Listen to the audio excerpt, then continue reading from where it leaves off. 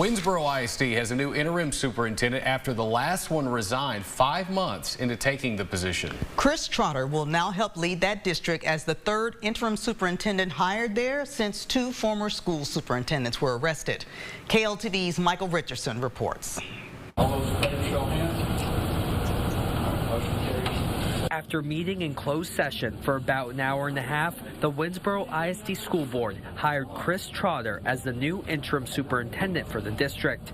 Trotter went to school in Winnsboro and previously served as superintendent for Cleveland ISD, which is near Houston.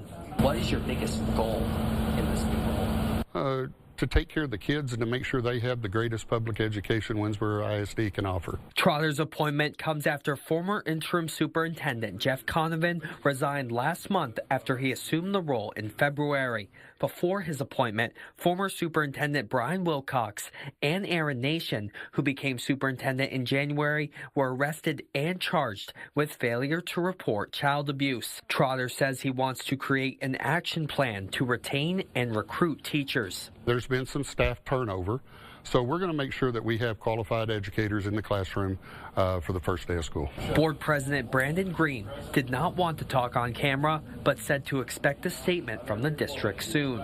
Michael Richardson, KLTV 7 News. Trotter says he's worked in the school business for more than 30 years.